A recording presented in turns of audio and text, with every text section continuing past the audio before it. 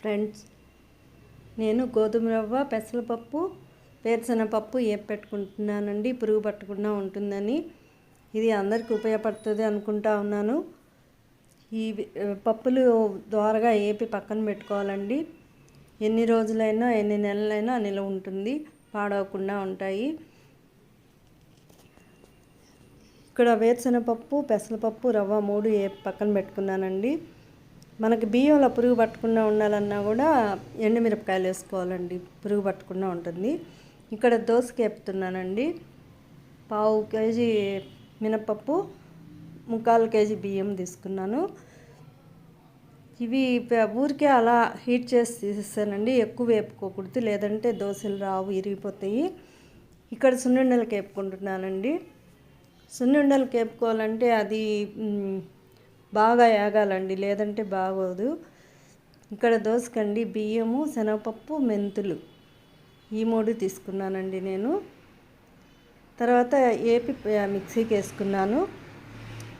మిక్సీకి వేసుకున్న తర్వాత జల్లించుకున్నానండి. ఇది గ్లాస్తో పట్టడం వల్ల అండి లేట్ అయిపోతుంది, పని లేట్ అవుతుంది. మనం ఇలా తిప్పుతా పట్టుకున్నామంటే పిండి నీట్గా వస్తుంది, త్వరగా అయిపోతుంది.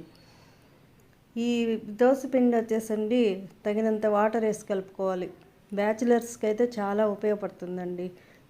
మనం అప్పటికప్పుడు చేసుకున్న దోశలాగా అంత టేస్ట్గా అయితే లేదు, కానీ పర్వాలేదు,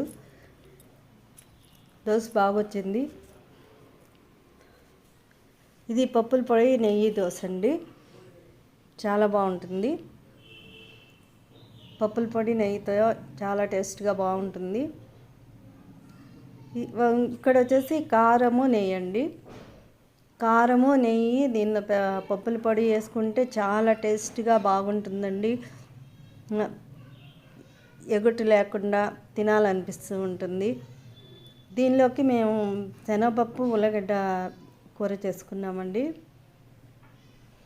చాలా టేస్ట్గా బాగుంటాయండి. ఇక్కడ సున్నుండలండి, సున్నుండలకి వేపాను కదా, అది బెల్లం సున్నుండలు, చక్కెర సున్నుండలు 2 రకాలు చేసుకున్నానండి. మనం ఆకుకూరలు తెచ్చుకున్నప్పుడు అండి ఒక క్లాత్లో ఆరబెట్టుకోవాలా, లేదా తేమని అంతా తుడిచేసి ఒక ప్లాస్టిక్ బాక్స్లో స్టోర్ చేసి పెట్టుకోవచ్చండి. ఎన్ని రోజులైనా పాడవకుండా ఉంటుంది. ఇలా చేయడం వల్ల మనకి యూస్ఫుల్గా ఉంటుంది. నేనైతే ఆకుని పొడి క్లాత్తో తడి లేకుండా తుడిచేసుకొని ఒక ప్లాస్టిక్ డబ్బాలో పెట్టుకుంటున్నానండి. ఇలా పొడిగా వచ్చేస్తుంది, ఆకంతా తేమ లేకుండా అనుకోవాలి. ఇది ఎన్ని రోజులైనా మనకు ఉంటుందండి, ఉపయోగపడుతుంది, పాడవకుండా ఉంటుంది. ఏ ఆకైనా ఇలాగే చేసుకోవచ్చండి.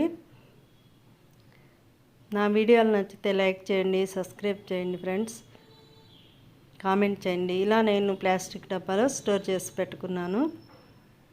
నన్ను ఎంకరేజ్ చేయండి, మీ సపోర్ట్ నాకు కావాలి. ఓకేనా ఫ్రెండ్స్? అందరికీ ఉపయోగపడుతుంది అనుకుంటున్నాను.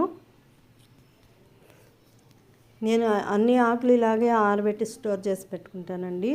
అది బ్రౌన్ పేపర్ ఉంది కదండి, కార్డ్బోర్డ్ పేపరు, దానిలో పెట్టుకుంటే ఇంకా మనకి ఎక్కువ రోజులు నిల్వ ఉంటుంది.